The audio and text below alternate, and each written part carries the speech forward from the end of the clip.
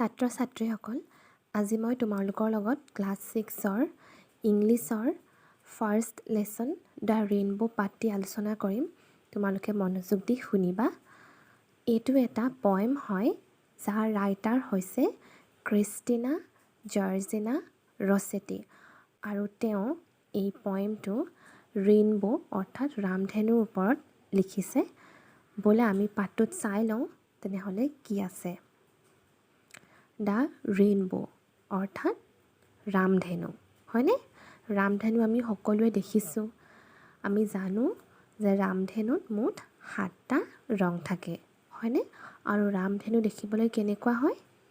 ধনু আকৃতিৰ হয়, হয়নে? ইয়াৰ প্ৰথম লাইনটো দিছে boats sail on the rivers. boats মানে আমি সকলোৱে জানো, boats মানে কি হয়? নাও, আৰু rivers মানে হৈছে নদী। নাওবোৰ নদীত চলে। চেইল মানে হৈছে যাত্ৰা কৰা বা চলা, অৰ্থাৎ প্ৰথম লাইনটোৱে বুজাইছে boats sail on the rivers. নাওবোৰ নদীত যাত্ৰা কৰে বা চলে। and ships sail on the seas. ships মানে হৈছে জাহাজ, আৰু sea মানে হৈছে সাগৰ। গতিকে ছেকেণ্ড লাইনটোৱে বুজাইছে যে জাহাজবোৰ সাগৰত চলে বা যাত্ৰা কৰে। But clouds that sail across the sky. clouds মানে হৈছে ডাৱৰ, কিন্তু ডাৱৰবোৰ যিবোৰে স্কাই মানে হৈছে আকাশত, হয়নে? গতিকে এই লাইনটোৱে বুজাইছে যে but clouds that sail across the sky, কিন্তু ডাৱৰবোৰ যিবোৰ আকাশত চলাচল কৰি ফুৰে বা যাত্ৰা কৰি ফুৰে are prettier far than these.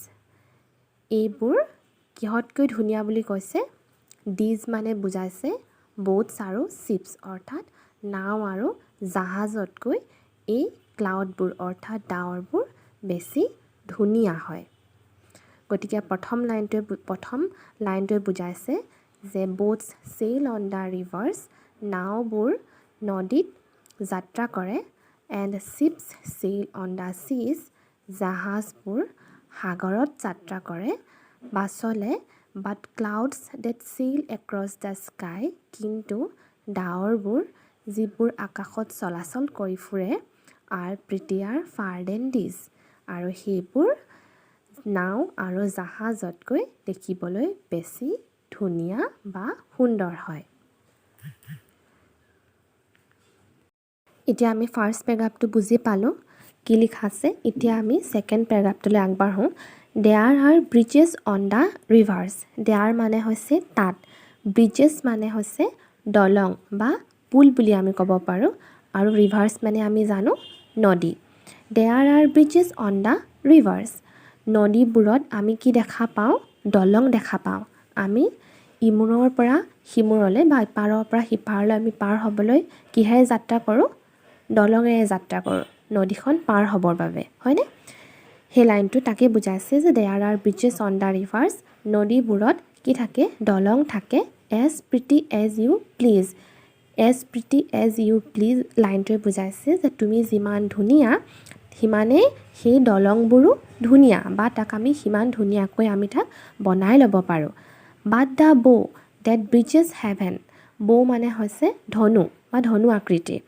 but the bow that bridges heaven. heaven মানে হৈছে স্বৰ্গ, কিন্তু স্বৰ্গলৈ থকা যিখন ব্ৰিজ আছে বা দলং আছে and overtops the trees. trees মানে হৈছে আমি জানো গছ, আৰু সেই দলংখন কাৰ ওপৰত থাকে বুলি কৈছে? গছ গছনিবোৰৰো ওপৰত থাকে, আৰু সেই দলংখন ক'লৈকে পাইছেগৈ বুলি কৈছে? স্বৰ্গলৈকে। and builds a road from earth to sky.